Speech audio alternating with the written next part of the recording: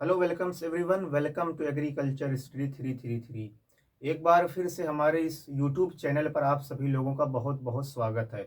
आप लोगों की डिमांड पर हम सामाजिक विज्ञान के हिस्ट्री का पहला चैप्टर कक्षा 10 का यूरोप में राष्ट्रवाद आपके सामने हाजिर हुए। इस चैप्टर का विश्लेषण करेंगे और इसी तरीके से हम अपना जो सामाजिक विज्ञान कक्षा 10 का वो इतिहास हो, चाहे भूगोल हो, चाहे अर्थशास्त्र या नागरिक शास्त्र के सभी चैप्टर्स धीरे धीरे करेंगे। ठीक है, यानी कि आपका हम पूरा सिलेबस करवाएंगे सामाजिक विज्ञान का, लेकिन जब तक आपका रुझान इस क्लास की तरफ रहेगा तभी तक कराएंगे। जिस दिन आपका रुझान खत्म हुआ उस दिन क्लास भी बंद हो जाएगी। ठीक है, और आपको क्लास कैसी लगी है क्लास के बाद कमेंट बॉक्स में कमेंट ज़रूर कीजिएगा। ठीक है, तो बिना किसी देरी के हम अपनी आज की क्लास का शुरू करते हैं।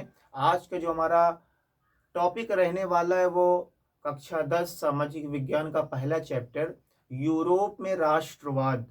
यूरोप में राष्ट्रवाद, देखिए क्या है कि किसी भी चैप्टर में अंदर जाने से पहले आपको चैप्टर का जो शीर्षक है उसके बारे में जानना बहुत ज़रूरी होता है, क्योंकि जो चैप्टर का शीर्षक होता है वो पूरे चैप्टर का निचोड़ होता है।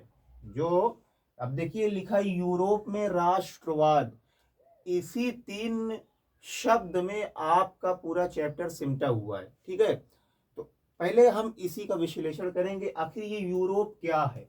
ठीक है, आप सभी लोगों को पता है कि इस दुनिया में कुल 7 महाद्वीप हैं। महाद्वीप क्या होता है, देखिए हमने आपको बताया कि द्वीप एक ऐसा स्थलीय क्षेत्र होता है, यानी कि एक ऐसा लैंड एरिया जिसके चारों ओर क्या हो, जल हो, जिसके चारों ओर क्या हो, पानी हो।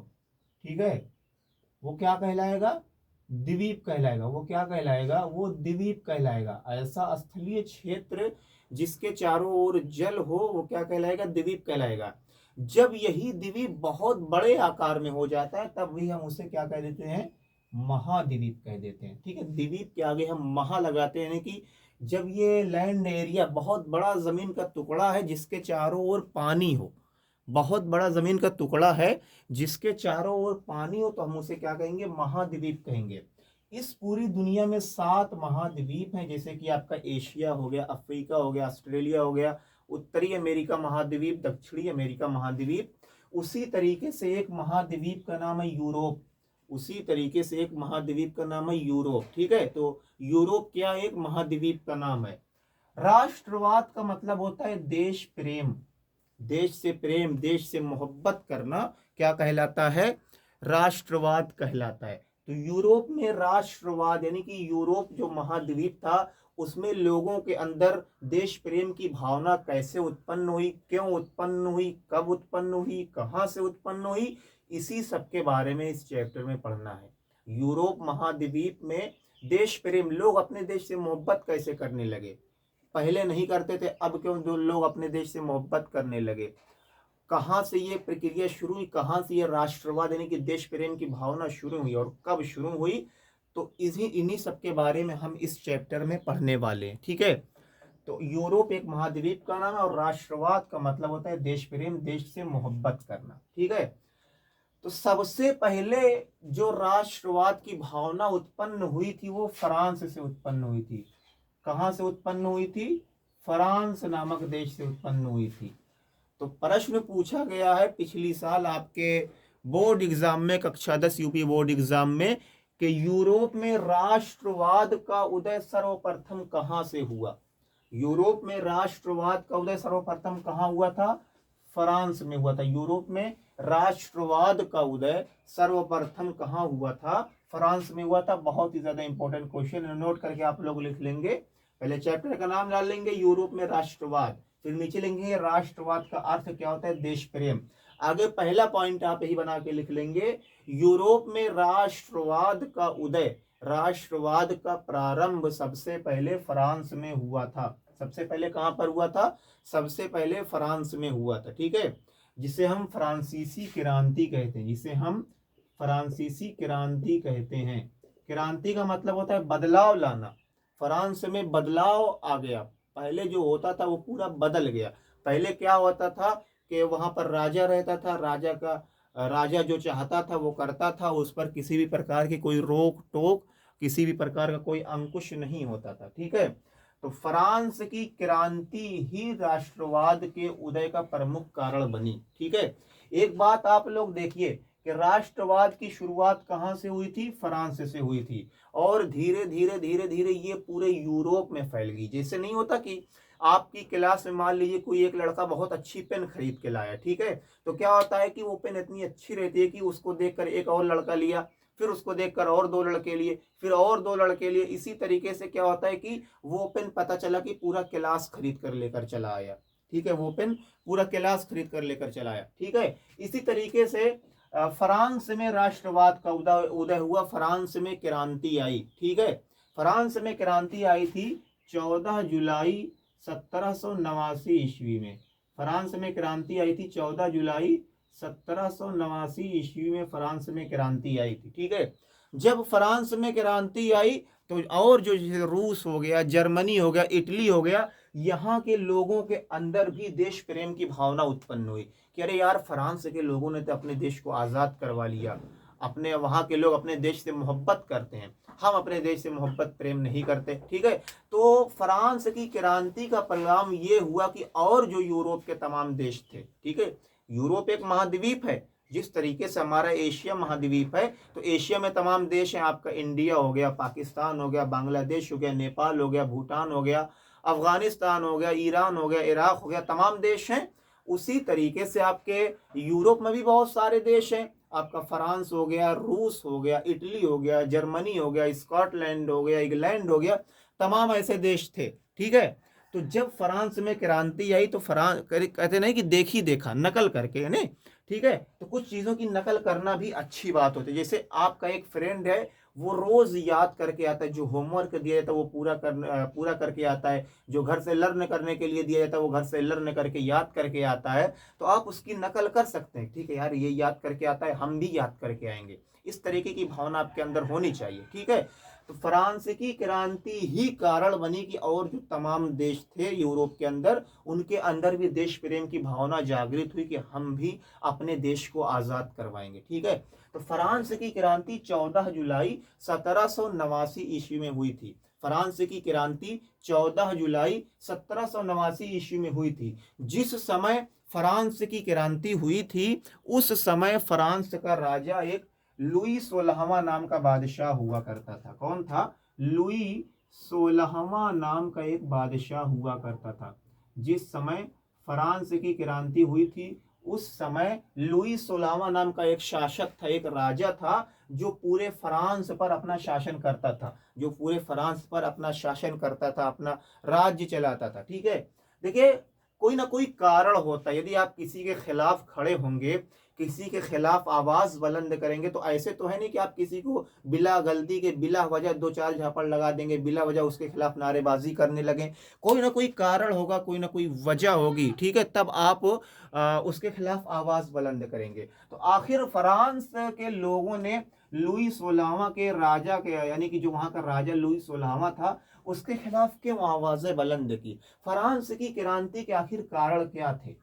फ्रांसीसी क्रांति के क्या क्या कारण थे? ठीक है, याद रखेंगे, यूरोप में राष्ट्रवाद का उदय। यूरोप एक महाद्वीप का नाम है, राष्ट्रवाद का मतलब देश प्रेम। देश प्रेम यानी कि राष्ट्रवाद का उदय सर्वप्रथम फ्रांस में हुआ था। फ्रांसीसी क्रांति 14 जुलाई 1789 ईस्वी में हुई थी। जिस समय फ्रांस की क्रांति हुई, उस समय फ्रांस का राजा लुई 16वां था, और वो बूर्बो राजवंश से संबंध रखता था। बूर्बो राजा, यानी कि उसका खानदान कौन सा था? बूर्बो राजवंश था।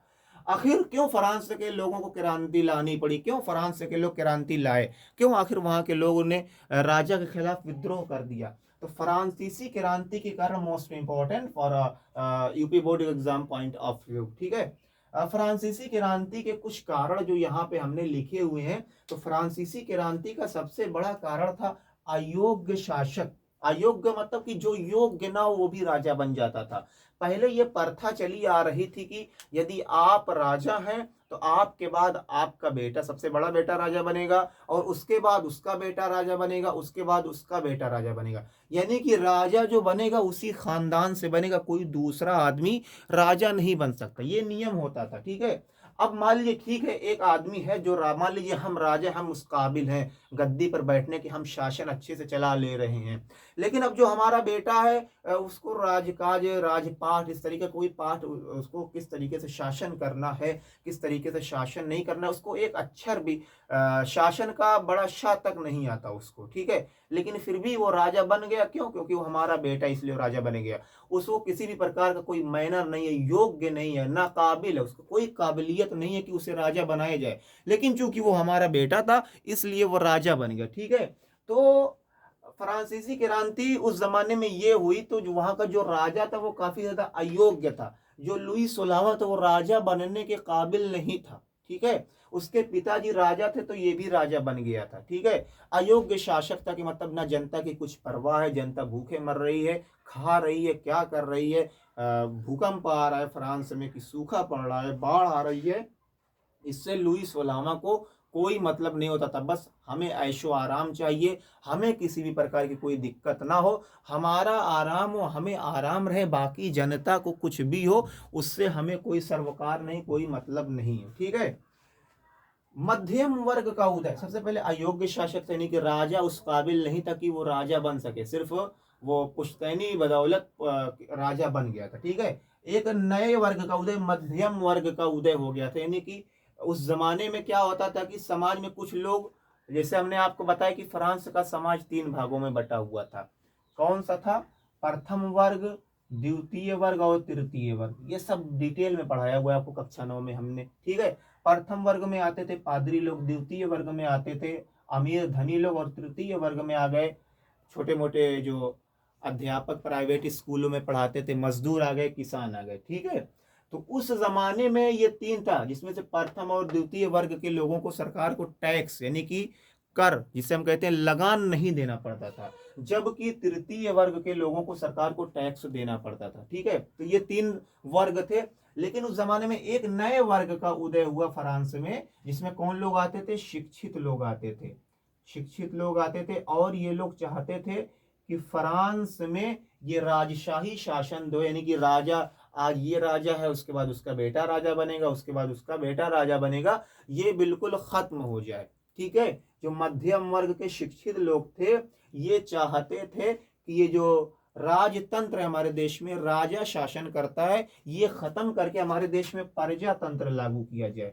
प्रजातंत्र का मतलब कि हमारे देश में शासन जो हो, जो चुनाव की प्रक्रिया हो, फिर उसके बाद जिसको प्रजा चुने, जिसको जनता चुने वही राजा बने, जिसको जनता चुने वही राजा बने। ठीक है, तो सबसे पहला कारण यह था कि अयोग्य शासक था वहां का राजा जो लुई 16वां था, वो बादशाह राजा बनने के, किंग बनने के काबिल नहीं था। एक नए वर्ग का उदय हुआ जिसे मध्यम वर्गीय जो शिक्षित लोगों का एक समूह था, ये चाहता था कि फ्रांस में राजतंत्र को खत्म किया जाए और प्रजातंत्र को लागू किया जाए। ठीक है, अगला कारण जो था वो मजदूरों की दुर्दशा, मजदूरों की जो स्थिति थी उस जमाने में फ्रांस में, वो काफी ज्यादा खराब थी। मजदूरों से 14 घंटे 16 घंटे तक काम लिया जाता था फैक्ट्रियों में, कारखानों में, जबकि उनकी तनख्वाह काफी कम थी, उनकी तनख्वाह काफी कम थी। मजदूरों की बहुत दयनीय स्थिति थी। ठीक है, इमेजिन कीजिए कि आपसे 14 घंटे 16 घंटे काम लिया जा रहा है, 14 घंटे और 16 घंटे काम लिया जा रहा है, उसके बदले में सैलरी ना के बराबर दी जा रही है, सैलरी बिल्कुल ना के बराबर दी जा रही है। तो इसलिए भी जो है वो फ्रांस, ये भी एक बहुत बड़ा कारण बना। जब मजदूर आगे किसी चीज से अकता जाए, आप उकता जाए, जब सब्र की इंतहा हो जाए, तब आप उसके खिलाफ बगावत कर देंगे। ठीक है, तो मजदूरों ने भी सरकार के खिलाफ एक आंदोलन छेड़ दिया। अगला था आम जनता की दयनीय स्थिति। उस समय फ्रांस की स्थिति ये थी कि लोगों को खाने को नहीं मिल रहा था, लोग भूखे मर रहे थे। क्यों? क्योंकि राजा जो है वो सिर्फ अपना ख्याल रख रहा था, जनता के बारे में उसको कुछ भी ख्याल नहीं था कि जनता आखिर क्या कर रही है, खा रही है कि नहीं खा रही है, भूखे मर रही है, क्या हो रहा है, उसको जनता के बारे में कुछ भी नहीं सोचना था। बस केवल अपने बारे में वो राजा सोचता था, सरकारी खजाने को अपने लिए खर्चा करता था। ठीक है, जनता के लिए कुछ भी नहीं खर्चा करता था। ठीक है, लोगों से सिर्फ टैक्स वसूलता था, खूब ज्यादा टैक्स। हमने बताया कि द्वितीय वर्ग जो अमीर लोग थे और जो पादरी लोग थे, यानी कि जो चर्च में काम करते, जैसे हमारे यहाँ मौलवी होते हैं, पंडित होते हैं, उसी तरीके से ईसाई धर्म में क्या होते हैं, ईसाई धर्म में पादरी लोग होते हैं। तो जो अमीर लोग थे उनको उनसे टैक्स लेता ही नहीं था, बाकी जो समाज के गरीब लोग थे उनसे टैक्स लेता था। सरकार को भी टैक्स जो गरीब लोग होते थे देते थे, और साथ में पादरियों को भी टैक्स देते थे, जिन्हें हम टाइद कहते हैं। ये सब पढ़ाया गया है आप लोगों को, ठीक है। अब क्या हुआ कि जब जनता की इतनी ज्यादा दयनीय स्थिति है, लोगों को खाने को नहीं मिल रहा है, तो क्या करेंगे लोग, अरे यार ये कैसा राजा है, हमें ना खाने को मिल रहा है ना कुछ, ठीक है। तो इससे भी क्या हुआ कि लोगों ने सरकार के खिलाफ बगावत शुरू कर दी। आजादी पर प्रतिबंध, आप अपने मनचाहा काम नहीं कर सकते, जो भी आप काम करेंगे ऐसा काम नहीं करेंगे जिससे राजा नाराज हो जाए। राजा ने जो गाइडलाइन जारी किया बस उसी के अनुसार काम करेंगे, यानी कि आपको वहां पे पूरी स्वतंत्रता नहीं थी कि आप क्या कर सकते हैं क्या नहीं कर सकते। जो राजा तय करेगा आप वही कर सकते हैं, आप अपने मन से कुछ करें ये आपकी आजादी नहीं है, ठीक है। वहां पे आप ये नहीं कि जैसे आज यहाँ आप कोई भी प्रोग्राम कर लीजिए, कुछ भी कर लीजिए, ठीक है, आप स्वतंत्र हैं अपने धर्म का पालन करने के लिए, ठीक है, आप जो कुछ करना चाहते हैं वो स्वतंत्र हैं आज भारत में। लेकिन उस जमाने में फ्रांस में ऐसा नहीं था, आप वही कर सकते थे जो राजा चाहता था, राजा की मर्जी के खिलाफ आप जाके कोई काम नहीं कर सकते थे, ठीक है। तो ये फ्रांसीसी क्रांति के कारण थे। सबसे पहला था अयोग्य शासक, जो वहां का राजा था वो इस काबिल नहीं था कि वो राजा बन पाए, इसलिए भी लोगों ने फ्रांसीसी क्रांति लाई। मध्यम वर्ग यानी कि शिक्षित लोगों का उदय हुआ, जो चाहते थे कि फ्रांस में प्रजा तंत्र आए, राजतंत्र यानी कि राजा का शासन खत्म हो। मजदूरों की काफी ज्यादा दयनीय स्थिति थी, इनसे काम बहुत ज्यादा लिया जाता, जबकि मजदूरी इनका वेतन काफी कम था। आम जनता की दयनीय स्थिति, लोग भुखमरी का शिकार थे, उनको पेट भर खाना नहीं मिल पा रहा था, ठीक है। आजादी पर प्रतिबंध था, लोगों को स्वतंत्रता नहीं थी, ठीक है। आज की क्लास बस यहीं तक रखेंगे, फिर इस पूरे चैप्टर को 4-5 वीडियोस में हम कवर कर देंगे, अगर इसी तरीके से आपका रुझान रहा तो, ठीक है। तो कमेंट बॉक्स में कमेंट जरूर कीजिएगा क्लास कैसी लगी। फिर मिलेंगे आपसे कल, तब तक के लिए जय जवान जय किसान।